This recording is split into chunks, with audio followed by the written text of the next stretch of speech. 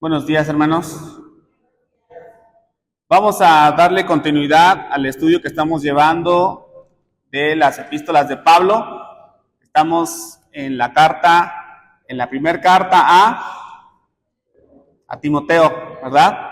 En esta carta, cuando Pablo la estaba escribiendo, todavía no estaba en la cárcel, Hay una sección de cartas paulinas que se llaman las cartas de las prisiones, que se conocen así porque mientras Pablo estaba en cárcel, escribió las cartas. Primera de Timoteo no es una de ellas. Segunda de Timoteo sí. Él ya estaba en prisión cuando escribió Segunda de Timoteo. En este caso, Pablo estaba ¿cómo se llama? Bueno, no estaba en la cárcel.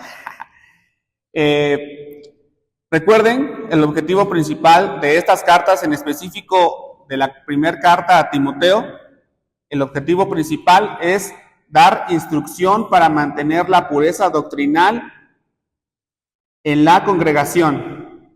Y como segundo, alentar y fortalecer el ministerio pastoral. Pablo, en el amor que tenía para Timoteo, escribió estas cartas porque Pablo era considerado todavía joven para el servicio al que él había sido designado. Recordemos que la iglesia de Éfeso estaba en una ciudad portuaria, alimentada por diversas culturas de ese momento. Algo que se nos comentó al inicio en el contexto histórico es que allí en Éfeso estaba un templo, ¿se acuerdan? ¿Sí? El templo, ¿a qué diosa? A Diana, ¿verdad? Hay una breve historia de cuando Pablo pasó por ahí, ¿verdad?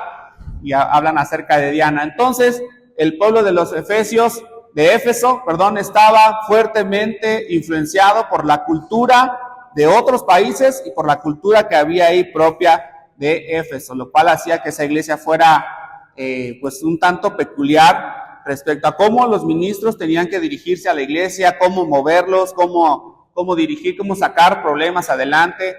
Y bueno, ya vimos en los capítulos 1 y 2, platicamos acerca de las falsas doctrinas, platicamos acerca de cómo Pablo defiende su ministerio. En el capítulo 2 vimos instrucciones sobre la oración, cómo tienen que orar los varones, y también dijimos cómo tienen que vestir las mujeres, ¿verdad? Bueno, esas son algunas instrucciones que Pablo dio al inicio, y ahora en el capítulo 3 va a ir más profundo hacia cómo tiene que ser la estructura en una iglesia local. Timoteo ya la sabía, porque Timoteo creció con Pablo. Pablo fue su maestro, dice que es su hijo amado. ¿Okay? Va a ir más profundo el apóstol Pablo para instruir a Timoteo, y esta es una de las bases que todas las iglesias locales, por lo menos las de nuestra asociación, tienen como eje al momento de designar o escoger un anciano. Y a lo mejor no lo saben, a lo mejor va a ser la primera vez que lo escuchan.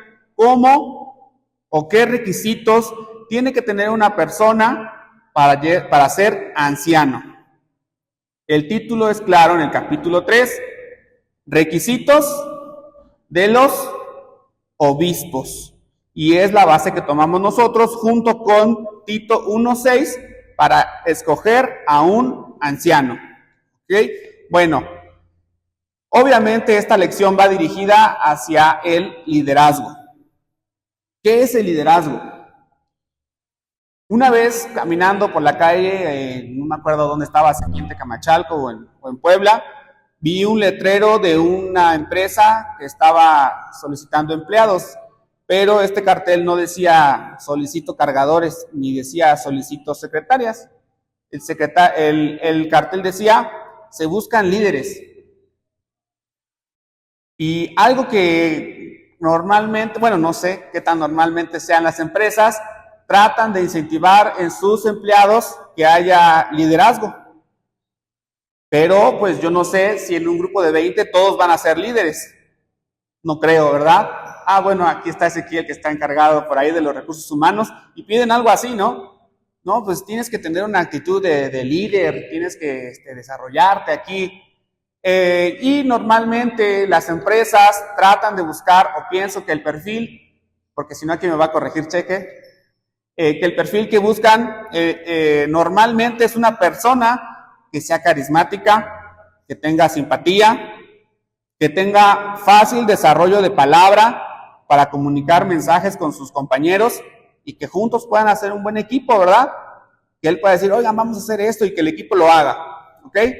Pero la base de ese liderazgo está basada en aspectos un tanto personales. Respecto a cómo Dios escoge un obispo para ministrar en su iglesia, las características no son esas.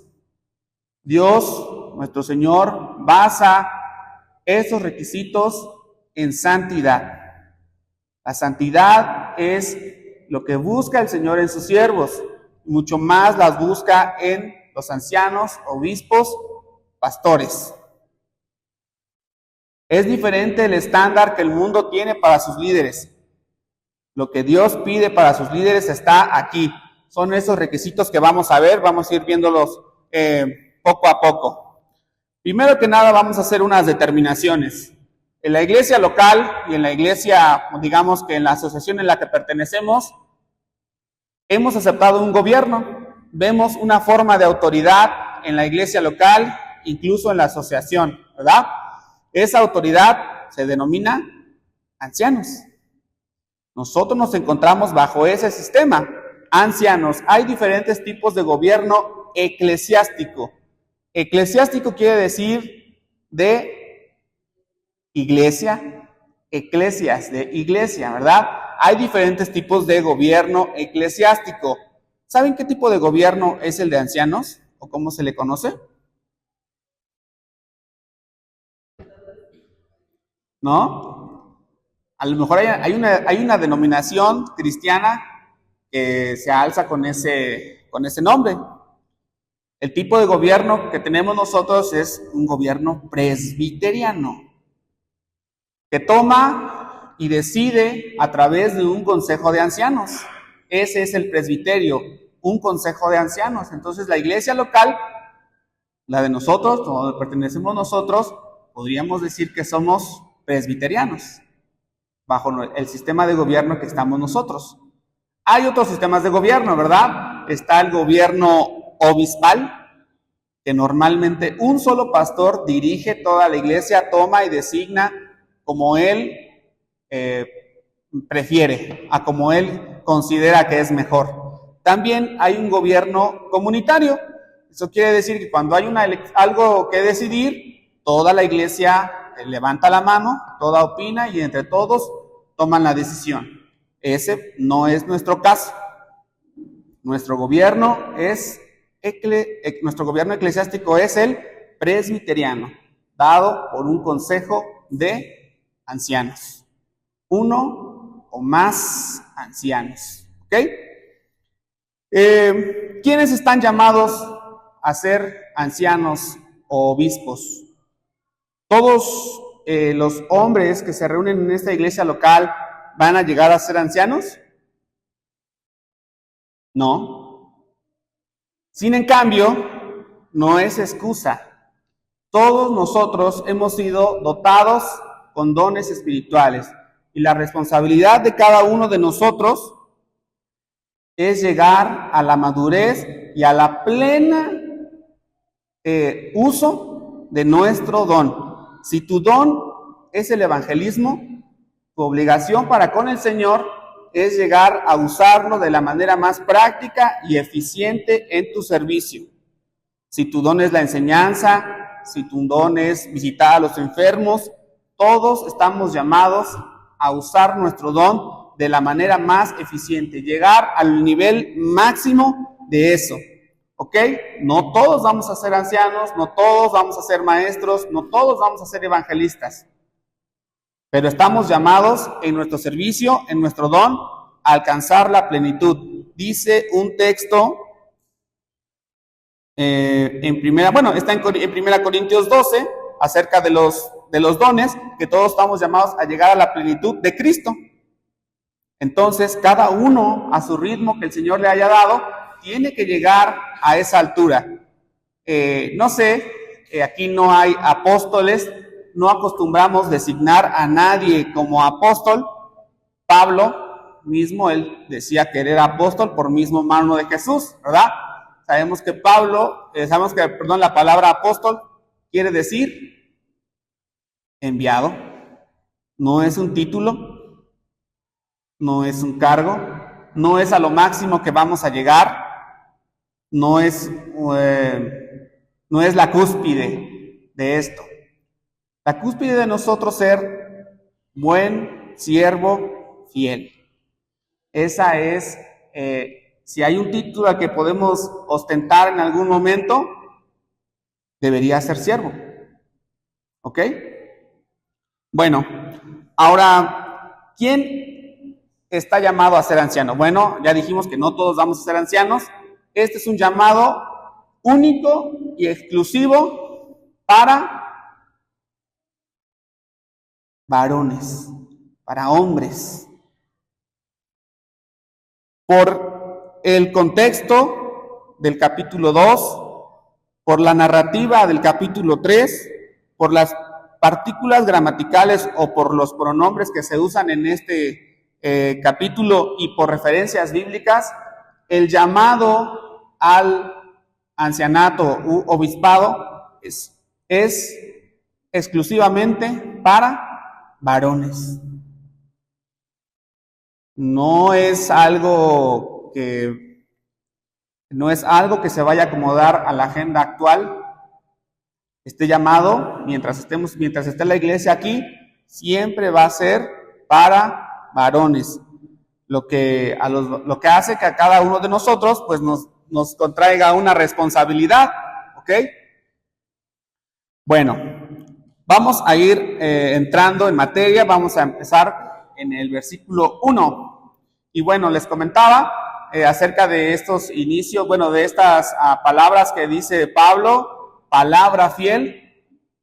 Hay 5 veces que Pablo las ocupa.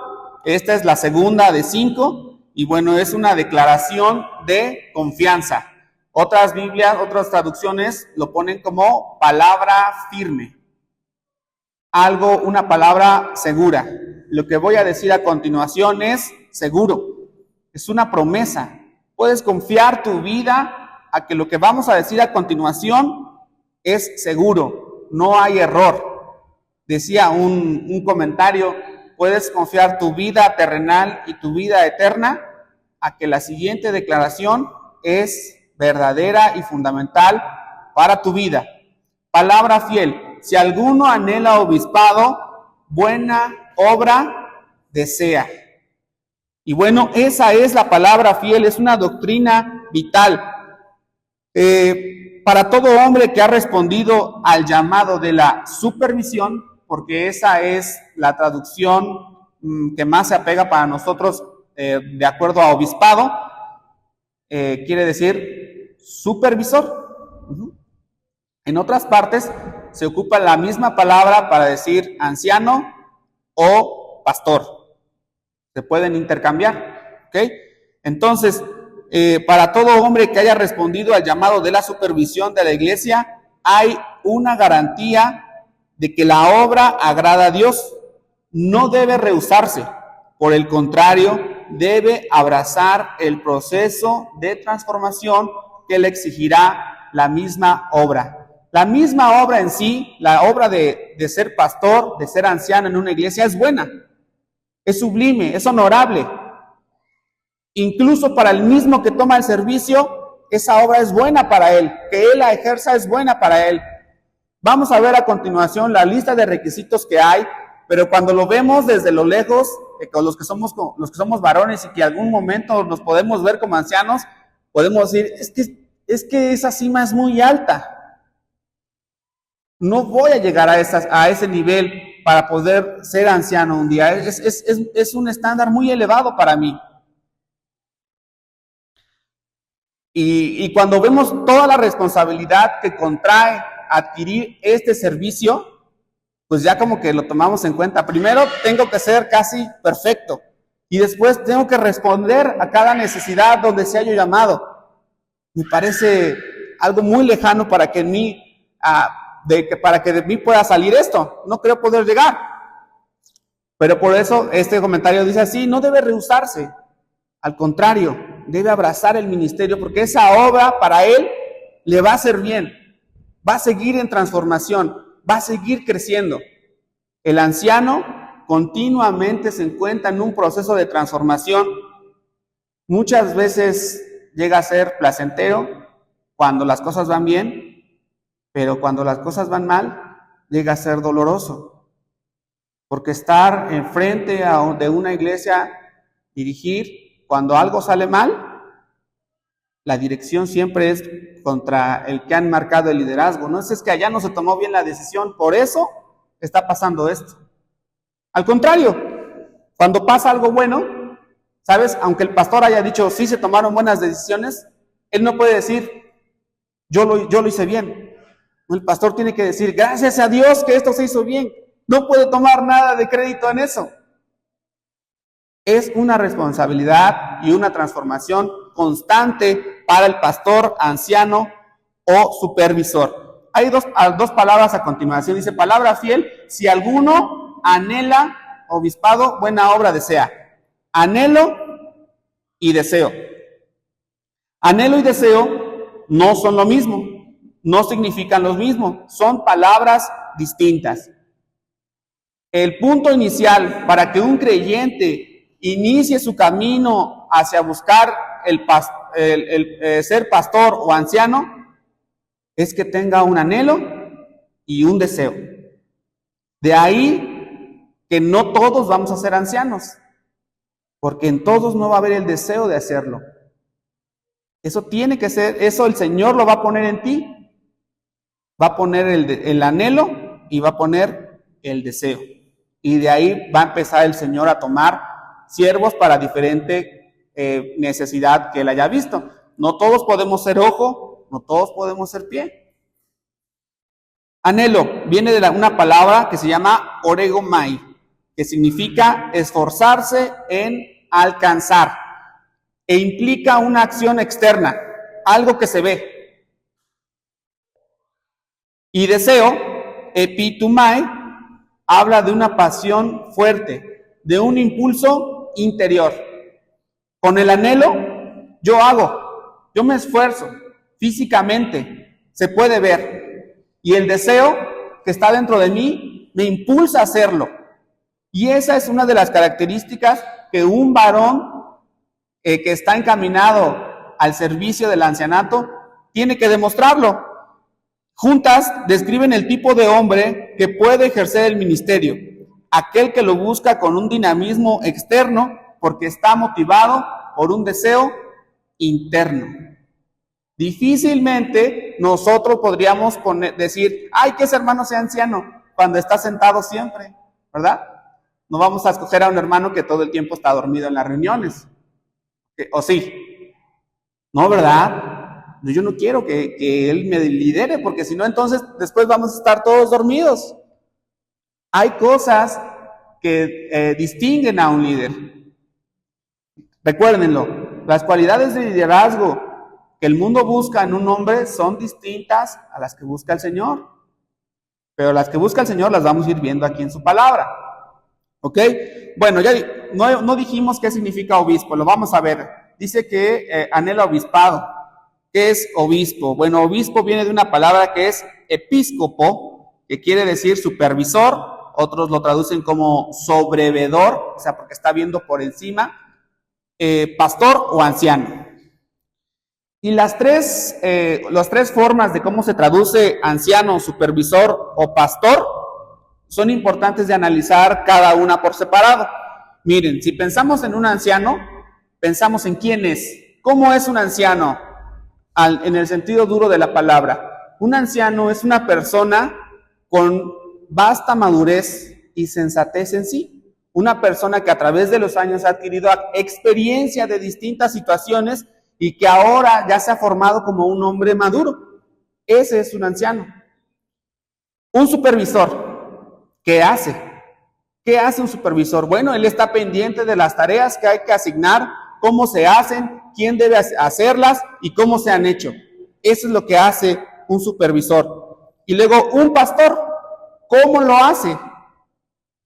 ¿Qué hace un pastor? Pues el pastor lleva a las ovejas de lado a lado para ser alimentadas, proveyéndoles continuamente pues pasto, agua, cuidando de ellas. Cada una de las tres características, anciano, supervisor y pastor, caben perfectamente en la palabra obispo.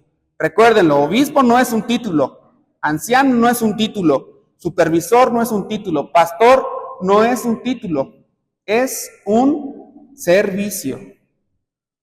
Cuando a alguien se le nombra anciano, no le ponemos aquí delante una sotana y no le ponemos una aureola en la cabeza, ¿verdad? Y no le ponemos una silla aquí de oro para que se siente y nos vea.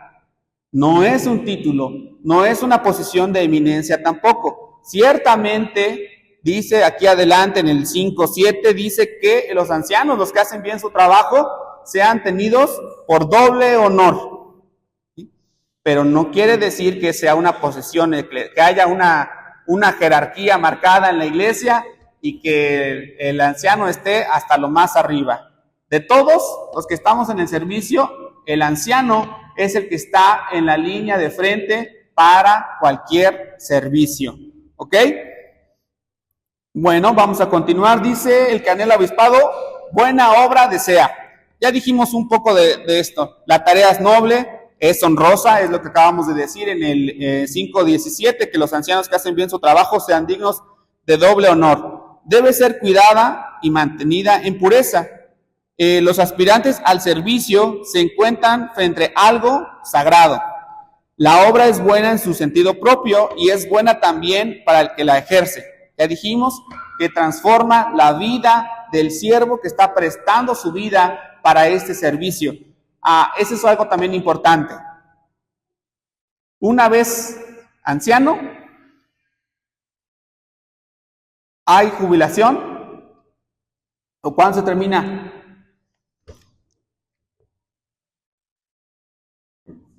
Sí llega a pasar cuando el hermano en su adultez, en su vejez, llega a perder alguna característica de estas. No moral ni espiritual, sino física. Muchas veces nuestros ancianos, por su edad, pues se ven impedidos de realizar todas las funciones. Ahí podría venir una jubilación. Pero no es como dejar el grupo de alabanza. No es como dejar de tocar la guitarra. Ya, ¿sabes qué? De aquí a 8 días no voy a tocar la guitarra. Bueno, ¿sabes qué? Ya no voy a dar clase de niños. Está bien. Pero, ¿han escuchado que alguien diga, mira, ya no voy a ser anciano porque ahora quiero ser maestro de niños? ¿No, verdad? Tampoco es un retroceso, pero este tipo de servicio es especial y único en su naturaleza. Debe ser contemplada como un servicio y nunca como un título. John MacArthur dice en un comentario que buscar el título corrompe, buscar el servicio honra. Por eso es importante que mantengamos la visión de cómo estamos buscando avanzar en el reino de Dios. Recuerden, todos caminamos a la madurez, todos estamos llamados a llegar a ser de la medida de la plenitud de Cristo. Vamos a ver Efesios 12, del 13 al 15.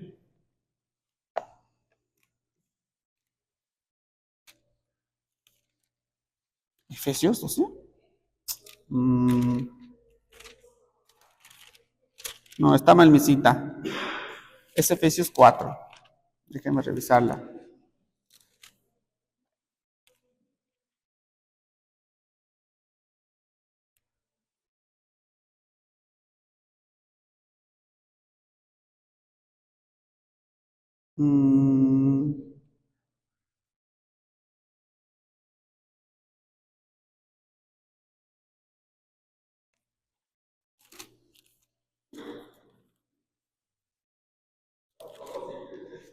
¿4:12? A ver. Léalo, por favor, hermano. Sí, puede ser 4.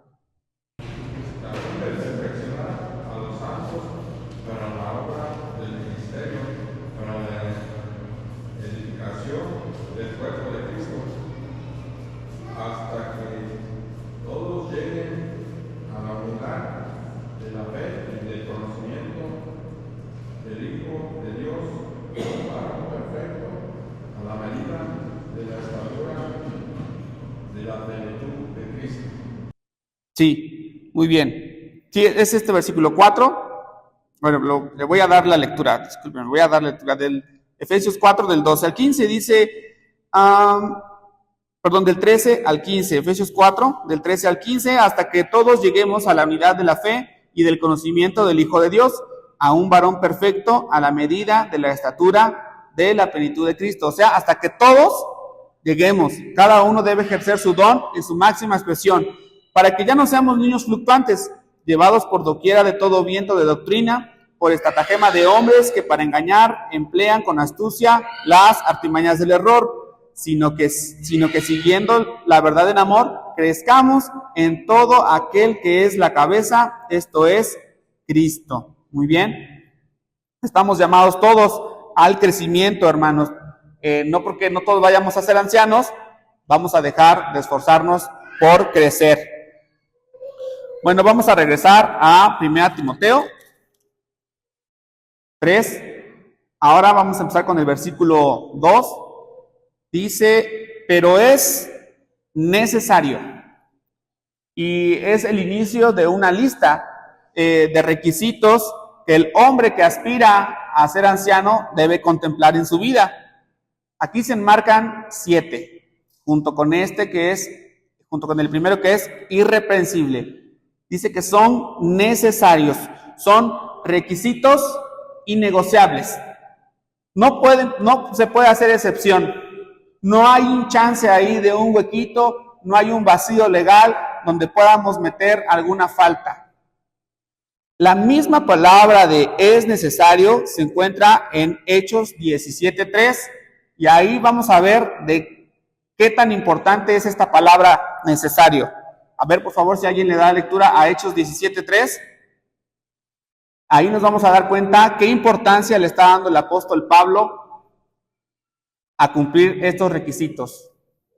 Declarando y exponiendo por medio de las Escrituras que era necesario que Cristo padeciese y resucitase de los muertos, y que Jesús, a quien yo os anuncio, decía él, es el Cristo.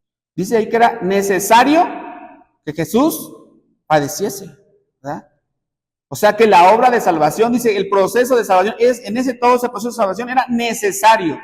Esa misma palabra, necesario, es la misma que se está ocupando para enmarcar una necesidad parecida.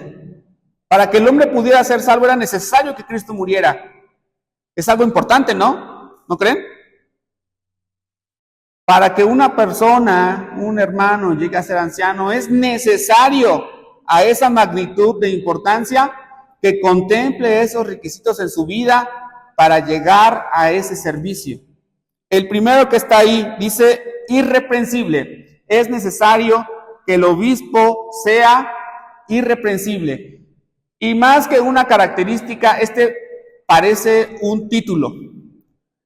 Parece el título más grande y que saben, ese título baja como si fuera agua, que permea. Sí, cuando le ponemos agua a un jarroncito, el agua baja, ¿verdad? Y la palabra irreprensible baja sobre las 6 restantes. Irreprensible. Cubre enmarca, es como si fuera un cuadro que enmarca la palabra irreprensible y dentro de irreprensible las otras 6 características. Irreprensible. ¿Qué es irreprensible? Una pregunta. ¿Esto es solamente para varones? Sí. ¿Únicamente para líderes varones? ¿O también puede ser aplicado para mujeres líderes? En este caso, vamos a ver específicamente obispo, que es anciano, pastor o supervisor. No hay mujeres que sean pastoras, ni ancianas, ni supervisoras. ¿Okay? Por eso es importante, esto estuvo bien, hermano, hay que aclararlo bien, por eso lo dijimos al principio, es exclusivo para varones. Más adelante hay una sección donde dice requisitos de los diáconos. ¿Hay mujeres diáconos? Sí, hay mujeres diáconos, ahí está. No porque no diga aquí que la que no es para mujeres no deben someterse. Si una mujer quiere llegar a estos mismos estándares con el Señor, lo puede hacer, ¿no? Solamente que no va a ser anciana, ni pastor, ni líder, ¿ok?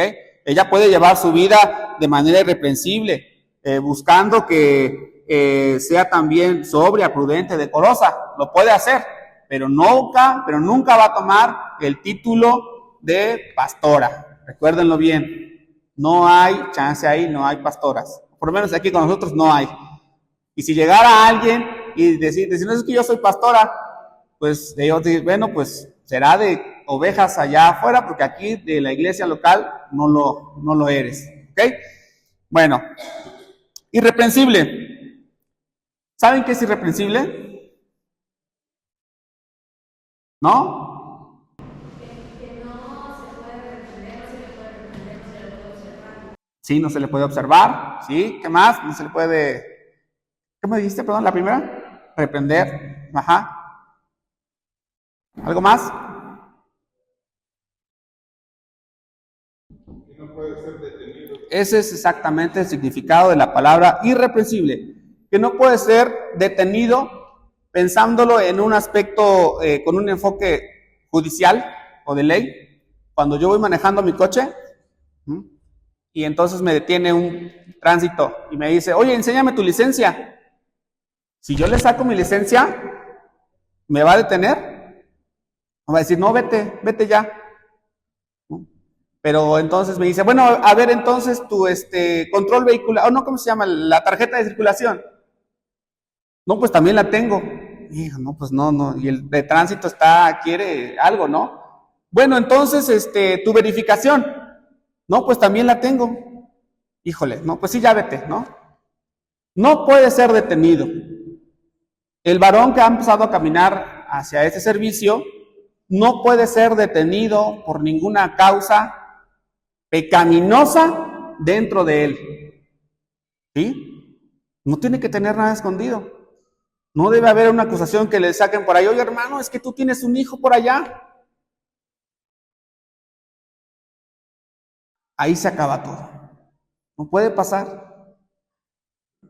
Es que, hermano, me dijeron que tú pediste un préstamo allá y te escapaste y estás aquí ahora. No se puede. Me dijeron que tienes otra familia. No hay nada oculto. No tiene que tener nada oculto. Una vez que el hermano se pone delante, su vida es puesta al escrutinio público dentro de la iglesia y fuera de la iglesia. Tiene que tener buen testimonio, como lo dice aquí al final, en el 7, también es necesario que tenga buen testimonio de los de afuera para que no caiga en descrédito y lazo del diablo, o sea, de los de adentro y de los de afuera, sin reproche alguno. ¿Ok? Eso es irreprensible, que no puede ser detenido.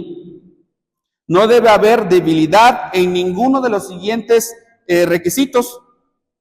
Ninguna acusación debe mantenerse frente al supervisor, o sea, al obispo. Dijimos que eso significa supervisor.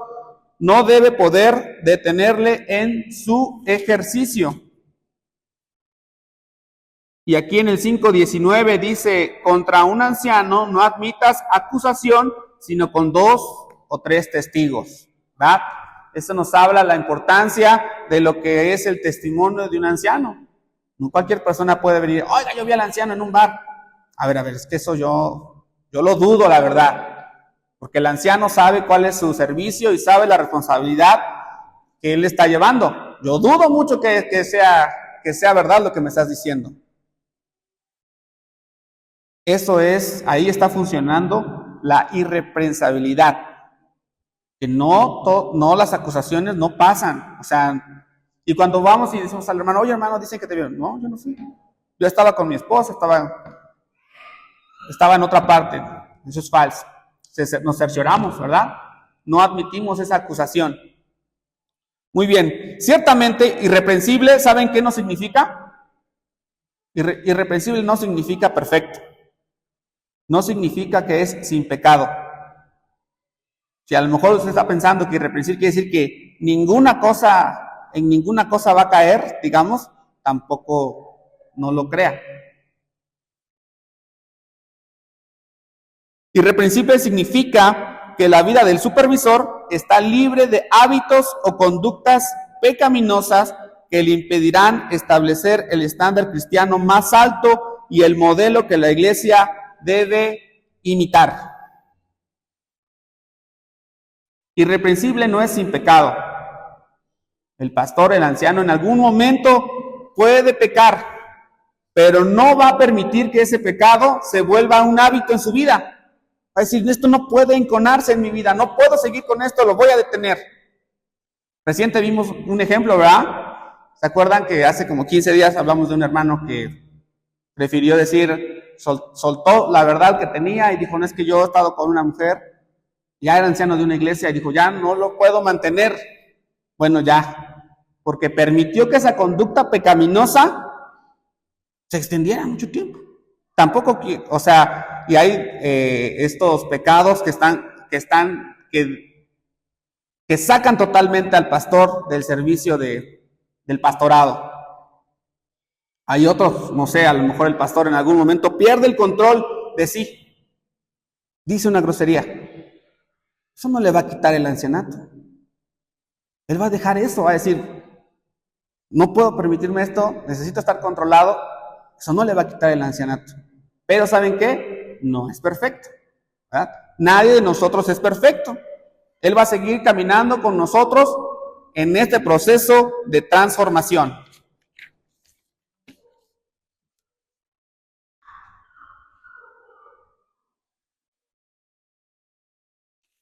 La siguiente característica, bueno, ya dijimos, lo primero es irreprensible. Funciona como un título enorme en un cuadro que vamos a armar, en una fotografía que vamos a armar de cómo tiene que ser el anciano. Irreprensible es el título principal y su fuerza baja hacia las demás características. Marido de una sola mujer. Marido de una sola mujer. Hay muchas interpretaciones respecto a este versículo. La cuestión aquí, hermanos, no es un estado civil, no es el estado civil del aspirante, sino habla de su pureza moral y sexual. Es interesante, es hasta como Pablo lo maneja de una manera bien especial, porque ¿por qué primero se va sobre esto? Marido de una sola mujer. ¿Por qué habla de pureza moral y sexual para los hombres? ¿Por qué creen? Porque es del 100% donde hay caída de un varón, el 95% es por una inmoralidad sexual. Por eso Pablo lo pone a continuación de irreprensible. Porque es una falla donde normalmente los líderes caen. Por eso lo pone seguidito. ¿Sí? Recuerden, no habla de un estado civil, sino de un estado de pureza moral y sexual. Algunas de las interpretaciones que se da de por qué Pablo da esta instrucción, habla acerca de la poligamia, porque dice de una sola mujer. Parece que es una instrucción un tanto innecesaria para hoy en día, porque de aquí yo no he conocido a ningún anciano que diga, yo tengo 2 esposas, ¿verdad? A lo mejor en otros lugares sí, pero para nosotros no, e incluso para la iglesia que estaba allí en Éfeso, ni siquiera hubieran permitido que una persona con 2 esposas fuera miembro de la iglesia, ¿verdad? Mucho menos que fuera anciano. Puede ser una instrucción innecesaria, pero lo podríamos también interpretar de ese modo. Sabemos que la poligamia está rechazada por Dios desde el origen de la primer pareja, ¿verdad? Un hombre para una mujer. Cuando hay más, el Señor no lo ve bien. Y aquí en la iglesia local, como nos apegamos a la doctrina bíblica, si alguien viene y dice, es que yo quiero tener 3 esposas, vamos a decir, no, pues vete al mundo porque de Cristo no eres. No eres de Cristo. Otra interpretación que se puede hablar es acerca de las segundas nupcias. O sea, que el aspirante se haya sido casado o haya sido casado y ahora sea viudo o sea divorciado. ¿Ok? Bueno, miren, que sea divorciado o que sea viudo no descalifican al aspirante mientras las bases del proceso hayan sido bíblicas y el testimonio del hermano y de la iglesia local a la que él pertenece no hayan sido manchadas. Cada situación necesita luz de la palabra y debe ser analizada, cada una en su particularidad. Mientras todo se haya realizado con una base bíblica fuerte, podrían aspirar al ancianato o a ser pastor. Pero recuerden que haya base bíblica y que no se haya dañado el testimonio. Hay procesos para todo, pero necesitamos estas dos: testimonio y una base bíblica fuerte. Una tercera interpretación que podemos hacer de este requisito habla acerca de la soltería. No descalifica al aspirante de liderazgo, pues la virtud aquí que se está buscando, como ya lo dijimos al inicio, la virtud que se busca aquí por Pablo y por el Señor es la pureza moral y sexual del hermano que está aspirando a ese servicio. ¿Por qué lo sabemos? Si esa fuera la intención de Pablo, de decir que el soltero no puede ser anciano, él mismo se descalificaría. En 1 Corintios 7:8, vamos a ver qué dice.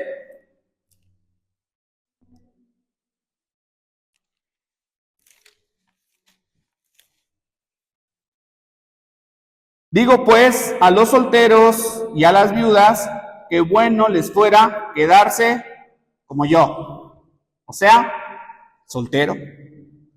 Se piensa, hermanos, hermanas, que Pablo era viudo, porque él fue fariseo, fue parte del Sanedrín. Si no hubiera sido casado, no hubiera podido ser parte del Sanedrín, ¿ok? Pero en ese momento, Pablo era soltero. No tiene ahí pareja, ¿ok? Entonces, eso desecha la idea de que un soltero no puede ser anciano. Sí puede ser anciano, ¿ok? De la misma manera y bajo su misma instrucción de Pablo, descalificaría del liderazgo a cualquiera que sea soltero bajo su misma instrucción. Vamos a leer ahora el 7:25 y 26, del 7:25 al 27, de aquí mismo de Corintios. Dice: en cuanto a las vírgenes, no tengo mandamiento del Señor, mas doy mi parecer como quien ha alcanzado misericordia del Señor para ser fiel. Tengo, pues, esto por bueno a causa de la necesidad que apremia. Que hará bien el hombre en quedarse como está. ¿Estás ligado a mujer? No procures soltarte. ¿Estás libre de mujer? No procures casarte. Mas también si te casas, no pecas. Y si la doncella se casa, no peca. Pero tales tendrán aflicción de la carne, y yo os la quisiera evitar. Entonces, si siguiéramos la instrucción de Pablo, decir, bueno, si para Pablo es mejor que yo esté soltero, si él me lo está aconsejando, pues entonces, ¿yo qué voy a obedecer? Pues tampoco nunca voy a ser anciano.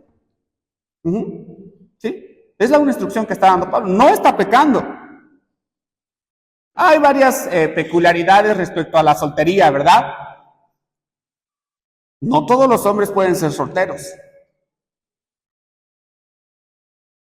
La palabra del Señor es clara. No es bueno que el hombre esté solo. Hay una consecuencia por casarnos, ¿no? Aquí dice que hay aflicción. Dice Pablo que él la quisiera evitar. Y esa aflicción tiene nombre y apellido, ¿verdad? Para los varones y para las mujeres. Porque pues el matrimonio trae su proceso también, ¿verdad? Trae su transformación. El que está casado, el que está soltero, procura las cosas del Señor. Y el que está casado, procura a su esposa, ¿no? También lo dice la palabra. Es importante tener esto en cuenta, hermanos. Pues es la primera determinación que hice respecto al liderazgo, respecto a la pureza moral. Es un comentario que nuestro hermano MacArthur tiene. Yo también en algún momento dije, bueno, está interesante, ¿no? Pero bueno, tenemos luz de otros hermanos. Sin en cambio, hermanos, el soltero debe mantener una convicción de fidelidad a una sola mujer, aunque esta mujer aún no haya llegado a su vida. Él no la conoce, él no sabe quién es, pero sabe que si se va a casar, él debe ser fiel a esa mujer, aunque aún no la conozca. No solamente con el hecho de engañarla físicamente, sino mentalmente, sino en su corazón. Abstenerse de imágenes, de ideas, de palabras que hagan que su mente divague en deseos pecaminosos. Debe abstenerse de esos deseos. Su deseo físico, mental, espiritual, sentimental del soltero y del casado son solo para una mujer. Dicen Salmos, en Proverbios, que no des tu fuerza a la mujer extraña. ¿Verdad? Porque cuando yo me enamoro afuera, mi corazón, mis ideas, el fruto de mi trabajo, lo quiero meter allá. Es algo que no está bien para el Señor. El Señor ya designó algo para cada uno de los varones que están casados y los que se van a casar. El varón, el soltero, mantiene la convicción de fidelidad a una sola mujer, aunque ésta aún no haya llegado a su vida. Y claramente que también es fiel al Señor, porque al Señor no le agrada el adulterio ni la fornicación, ¿verdad? Entonces también permanece fiel a esa idea. Muy bien, vamos a continuar. Vamos a regresar aquí a Timoteo. Yo agregar ahí que paréntesis, ¿no? Para ir llenando lo que acaba de decir con más puntos. Se habló acerca de soltero y se habla acerca del divorciado, puede llegar a ser ancianos. Es bueno apuntarlo porque hay que denotar y recordar que pueden serlo, pero se encuentran limitados en temas ya en el culto. Un soltero no puede hablar del matrimonio porque le va a costar trabajo, porque sabría teoría, pero no sabría práctica. De que puede hacer la exposición, sí, pero no puede tener la experiencia que los casados tenemos. En el caso del divorciado, tiene segundas nupcias, que puede ser anciano, tiene el mismo detalle para hablar acerca del matrimonio.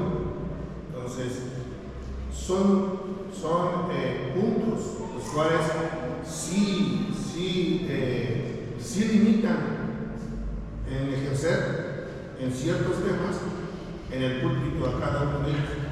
No es lo mismo tener a un casado sin haberse divorciado, estando casado, porque más abajo en el verso 4 habla acerca de su familia, porque pareciera que Pablo nos invita a que, punto 4, en el verso 4, que el anciano, la balanza se inclina a que el 95% tiene que tener extensión a su familia, a su esposa, a sus hijos, porque va a ejercer, ahora sí, no puede ejercer dominio dentro de su casa, ejercer el ancianato de su casa. Dice la Escritura cómo lo va a hacer dentro de la iglesia. Entonces sí hay cierta limitante en el aspecto de la soltería y sí hay cierta limitante en el aspecto del varón que tiene las segundas nupcias o el divorciado. Nada más para que luego podamos observar conforme vayamos avanzando que sí hay ciertos puntos los cuales se tiene teoría pero no la práctica. Se tuvo la práctica pero hay testimonio, como tú decías. Sí, le comentábamos, hermana, que es importante que, como dijimos aquí, cada caso debe ser analizado a la luz de la palabra y debe analizarse en su particularidad, ¿sí? Todos los casos son distintos, pero la palabra nos da luz para todo. ¿Se puede, no se puede y por qué? ¿Ok? Podríamos pensar, híjole, no sé, ¿el soltero puede hablar del matrimonio? A lo mejor no sabe de cosas aspectos matrimoniales, pero referente a la Biblia, referente a la palabra de Dios, el casado y el soltero leen la misma palabra del Señor. No es diferente para ninguno de los dos. ¿Ok? Los dos pueden decir, el matrimonio es así porque así lo dice la Biblia. ¿Sí? Los dos lo pueden decir. ¿Sí? A lo mejor en vida cristiana, el soltero va a decir, bueno, eso vamos a ver qué dice la Biblia en esta cuestión particular. Pero ¿saben qué? No demerita el ejercicio de un soltero como anciano, si ese fuera el caso. ¿Ok? Respecto a los divorciados, a las segundas nupcias por viudez, ya lo dijimos, cada situación debe ser analizada en particular. No vamos aquí a sacar todos los rollos para que ustedes lo sepan. Si alguien tiene una duda puede acercarse y lo hacemos, ¿ok? Pero aquí no vamos a desplegar todos los rollos a decirles, aquí se hace así, así, así. No. Pero ¿saben qué? Si se acercan lo tenemos, está aquí, está en la palabra del Señor. No es que en el cuartito decimos todo lo que se dice está aquí en la palabra, ¿ok? Sí, hermana. Bueno, cada caso en particular tiene sus particularidades, hermanos. Todos deben ser analizados a la luz de la palabra, ¿ok? Esa es la regla. A ver, hermano Juan, vamos a ver. Nada más para abundar sobre el comentario de marido y una sola mujer. Aquí dice el comentario es que marido y una sola mujer se consagra en todo a su esposa y mantiene su devoción, afecto y pureza sexual, tanto en pensamiento como en acción. Si violara esta fidelidad consagrada, dejaría de ser irreprensible y podría ser objeto de una clase de acusación. Es un comentario sobre eso. Sí. Respecto a los que están casados, todo su deseo para con su esposa. No hay otra salida. Por ahí que estoy viendo que Karen le está haciendo así que cuando están casados tiene que estar así. ¿Se acuerdan de los caballos, las carretas, verdad? No me acuerdo qué hermano nos dijo que le ponen estas cosas a los caballos para que ellos no vean a los lados. Solamente pueden ver al frente. Y de verdad, yo creo que Pablo, pues obviamente fue iluminado por el Espíritu y por eso lo pone en primer parte ahí, porque es una constante en los varones que te quieres voltear. De momento hay algo ahí. Por eso, hermanas, pues oren por sus esposos, pues, y más por los que están tomando un servicio de liderazgo. Es un riesgo grande, hermanos. Anímenlos, fortalezcan a sus varones que tienen ahí cerca. Bueno, vamos a pasar ahora a sobrio, que es la segunda, ¿ok? Sobrio. Cuando pensamos en sobrio, obviamente pensamos que es sin alcohol, ¿verdad? Sin vino. Una persona que no ha tomado alcohol y que en ese momento no se encuentra, su mente no se encuentra, ¿cómo les puedo decir? Turbada por el efecto del alcohol. Pero aquí Pablo lo está usando de una manera metafórica, porque más abajo hay una instrucción respecto al tomar alcohol. Aquí lo está hablando de una forma metafórica. El supervisor debe tener claridad y calma en cada situación en la que se le requiera. Debe poder controlar sus emociones y sus preconcepciones. ¿Sí? Eso es bien importante. El anciano no puede, el hermano que que está aspirando, no puede ser una persona arrebatada. ¿Saben que ahora vamos a hacer esto? Y ya, porque lo vamos a hacer ahorita. No. Debe haber sobriedad, claridad en sus ideas. Debe estar templado. Eso ya lo hemos visto en otras lecciones. Es una característica, pues, ya de la persona que el Señor va a fortalecer en cada uno de los aspirantes, pero no deja de ser importante. No puede realizar sus funciones de supervisión y cuidado si continuamente está siendo perturbado por situaciones externas. O sea, si él le llega algo por allá y lo sacude emocionalmente, le estorba, su mente se turba con eso, ¿ok? No puede ejercer. Alguien ha dicho muy bien que nunca debemos esperar gobernar a otros hasta que hayamos aprendido a gobernarnos a nosotros mismos. Es importantísimo que el anciano, el que está aspirando para ser anciano, tenga eso en cuenta. Y va de la mano con la segunda característica que está, con la requisito que está ahí, que es prudente, que significa dueño de sí mismo. Otras personas dicen que es circunspecto, o sea, que tiene un panorama, si no completo, lo más exacto de lo que está pasando afuera y dentro del mismo. Circunspecto, una perspectiva de las cosas de una manera más integral, más completa. Y está un poco pesado. Imagínense poder desarrollar estas características en un hombre. Los estándares del Señor pues, son más altos que los empresariales, y está interesante, y yo creo que es hasta emocionante esto. Una mente controlada, con prioridades claras y disciplinado respecto a cuestiones espirituales. Antes de seguir avanzando, es bueno hacer un comentario más sobre estos conceptos.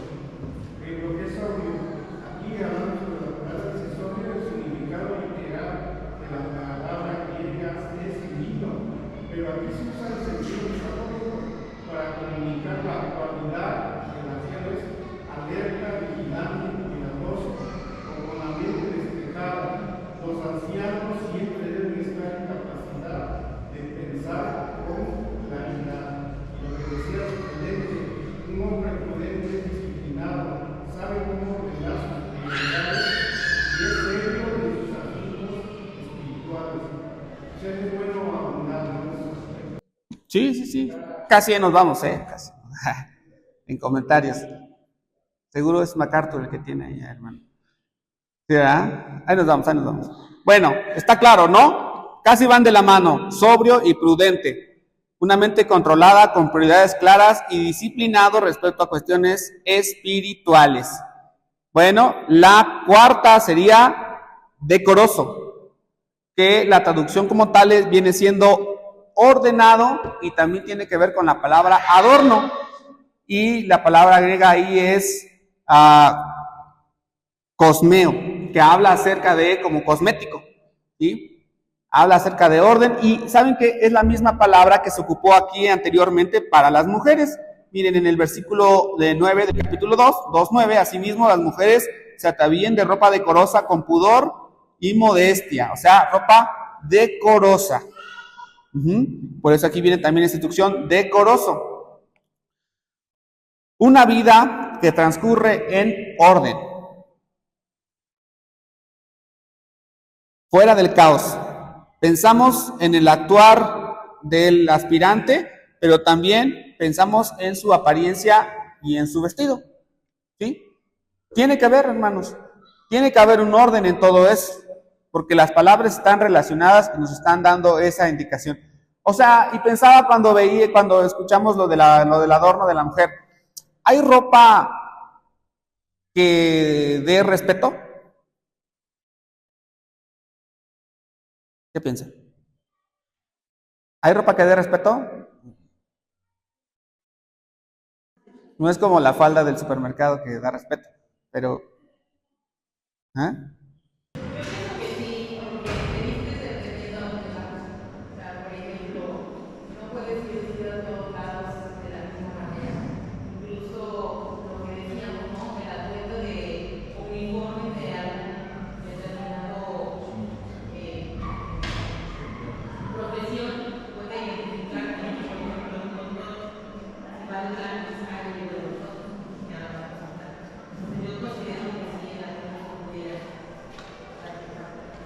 A lo mejor nos costaría más definir si hay ropa que da más respeto.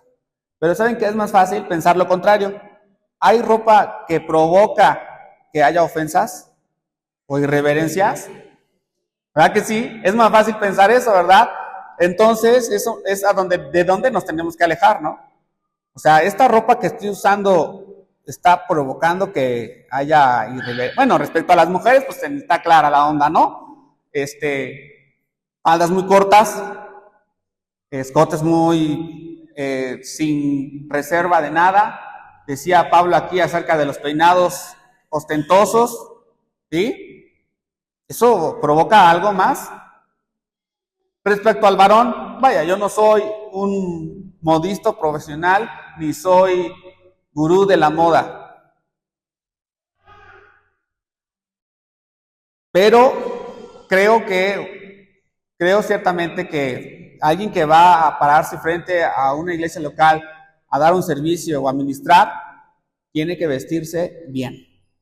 Tiene que venir con ropa limpia, bañado, peinado, camisas planchadas, pantalones y planchado y zapatos limpios. Cuando pensamos en las vestiduras que usaban los sacerdotes en el antiguo Israel, túnicas blancas adornadas con oro, porque van a entrar delante de la presencia del Señor. No es algo superficial, hermanos, lo que les estoy diciendo ahorita. No es que ya sea muy payaso y que yo venga con traje todos los días aquí cuando paso, porque no lo hago. Porque de hecho nadie lo hace aquí. Pero si yo vengo aquí a la cena del Señor desalineado, es claro que no hay orden en mi vida, ¿no? Porque si yo me vengo despeinado, quiere decir que no hubo orden en la mañana cuando salí, ¿no? Si no me dio tiempo de acabar de planchar mi camisa, no, pues no tuvo orden en la mañana ni la noche anterior para resolver esto antes. Habla, hermanos, pensamos en el actuar, pero también en la apariencia y en el vestido de un siervo que está esperando. Aquí no lo hacemos, pero en Centroamérica, en esos lugares de Centroamérica, el que no va de traje no es pastor. O sea, si llega alguien así como yo y dice ahí a la iglesia, oiga, y digo, soy pastor, hermano, sí. No, hermano, ¿cómo va a ser pastor? Si aquí todos los pastores usan traje. ¿No los han visto en los videos? Hasta acá la camisa con la corbata. No importa que estén a 33 grados, el pastor tiene que estar con el saco puesto. ¿Sí? Es una cosa de apariencia, ¿ok? La apariencia revela una causa interior importante. No hay orden. Escúchenlo, todos los varones que pasamos aquí adelante, hay que venir lo más decoroso que se pueda, ¿ok? La siguiente, ¿cuál es? Hospedador. La palabra hospedador quiere decir amar a los extraños. La referencia es clara a recibir invitados en los hogares. Era una costumbre de las iglesias locales, pues el flujo de hermanos entre iglesias era elevado, ¿verdad? El mismo Pablo fue hospedado por otros hermanos en diferentes lugares con sus viajes misioneros. Hace 40 años en esta región, cuando el evangelio empezó a entrar, muchas personas hospedaron a evangelistas, ¿verdad? A lo mejor a algunos de ustedes en su casa le tocó hospedar a alguien, algún hermano invitado. Pablo está haciendo esa referencia clara. Abre las puertas de tu casa y recibe a alguien. Pero si profundizamos más en este aspecto, que yo invite a alguien a mi casa a dormir y a comer, no quiere decir que lo ame. Se va a ver realmente que soy hospedador, no solamente cuando le abro las puertas de mi casa, sino cuando le abro las puertas de mi corazón y de mi vida. Ahora es más pequeño los hermanos que buscan hospedaje. Pero saben, cuando viene alguien nuevo y se sienta allá solo, debo tener un corazón que lo ame y debo acercarme y debo integrarlo. Eso es ser hospedador al día de hoy. Buscar la integración del hermano, de la familia. Debo abrir las puertas de mi casa y no solamente las de mi casa, sino las de mi corazón. Hermano, mira, esto es lo que yo soy. Esto está aquí para ti. Si tú crees que yo puedo ser tu amigo, que puedes confiar en mí, que puedes encontrar un apoyo, aquí estoy. Eso es ser hospedador. Eso es amar a los extraños. Integración el día de hoy, hermanos. Integración. La última, apto para enseñar. Y esta es diferente a todas las demás, También está, pero muy especial. Apto para enseñar. La palabra es didácticos, ¿verdad? Eso quiere decir que enseña. De hecho, así se dice en los libros, son Didáctico. No es un libro didáctico porque le enseña al niño cómo aprender o cómo le está enseñando, pero ¿saben qué? Le está enseñando de una manera particular. ¿Cómo son los libros didácticos, Karen, de los niños de kinder?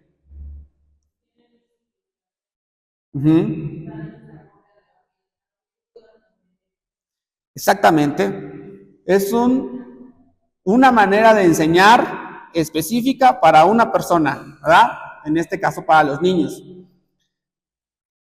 Miren, no se refiere tanto a poseer un vasto conocimiento como a alguien que tiene la capacidad de comunicar eficazmente cualquier conocimiento y comprensión que pueda tener. O sea, que sea apto para enseñar no quiere decir que este hermano sea una biblioteca andando. Que tú le preguntes, oiga hermano, ¿cómo se llamaba el segundo hijo de Noé? ¿Cómo se llama la tercera nuera de Noé? Ah, es esta mujer. No. Eso no es. No es que sea muy elocuente para cuando predica, que sepa todo el conocimiento, hermanos, esta palabra en griego y esta en arameo y viene de esto. Tampoco quiere decir eso. Aunque la verdad pueda parecer dura, llevando consigo la convicción o el juicio del pecado, debe ser entregada con compasión y bondad porque Dios siempre trabaja para la restauración o el arrepentimiento del pecador. El libro didáctico está diseñado para que pequeños niños puedan entender cosas sencillas. El que es apto para enseñar, Dios le da la característica, le da el talento de dar un mensaje diseñado para una persona, lo que necesita saber, ya que sea algo duro o que sea algo bueno, algo dulce para él. El predicador, el anciano, debe tener la capacidad de que el mensaje llegue de manera correcta, con compasión, con amor. Es el único aspecto que está relacionado al don y al talento. Es el único. Que sea buen maestro. Y aquí no lo hacemos, y yo no sé si en otras iglesias lo hagan, que antes de que alguien sea anciano le digan, a ver, vamos a ver cómo enseñas. No lo hacemos, ¿verdad? No le ponemos un examen. Aunque sí tiene que ver con conocimiento, no le hacemos la prueba. También es el único requisito diferencial con el diácono. El diácono se le requieren muchas cosas, pero al pastor, al anciano, es al único que se le requiere que sea apto para enseñar. La predicación y la enseñanza de la palabra de Dios es el deber principal del supervisor, anciano y pastor. Predicación y enseñanza de la palabra de Dios. Ahí debe estar la prioridad del anciano o del pastor.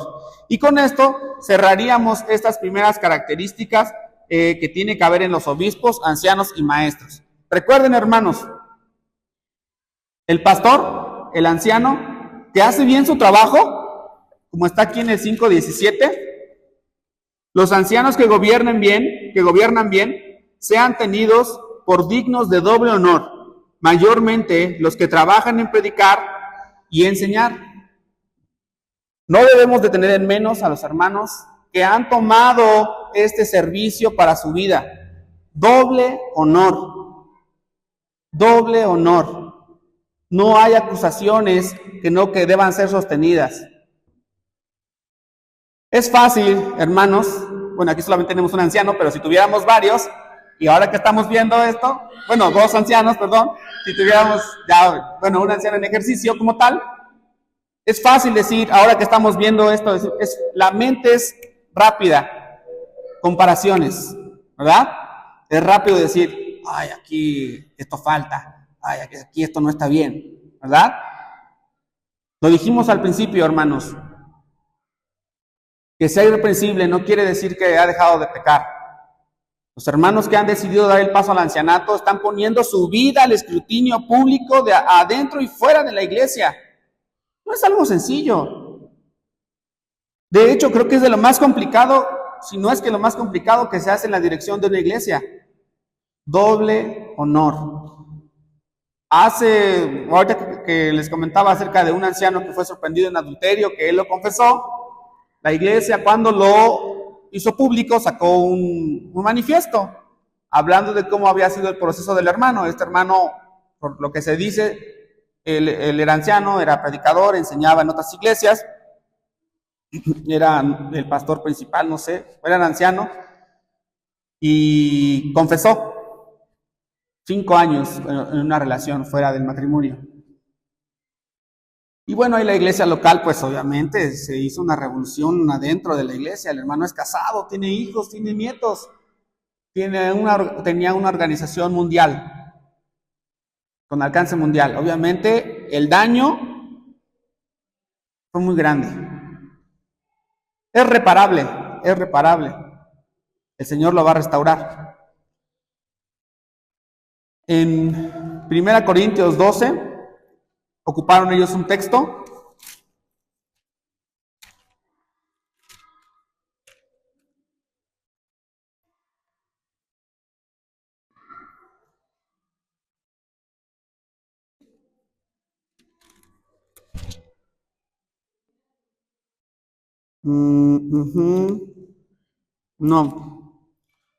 No lo tengo. Bueno, perdón, el texto que ocuparon es hablando acerca de Israel, de cómo a través de todo lo que pasaron ellos en el desierto, dice que una vez cayeron, murmuraron y cayeron 10,000 en ese día, ¿verdad? Y dice el texto que el que piensa estar firme, ¿cómo? Mire que no caiga. Es fácil para nosotros hacer comparaciones desde abajo. Pero una vez un hermano platicando eso, me dijo, no tengas miedo, arrímate al fuego. Toma un liderazgo, toma las responsabilidades y consecuencias que vienen de eso, de tomarlo. Hermanos, que el Señor bendiga su palabra y bueno, vamos a continuar después con las características que nos hacen falta.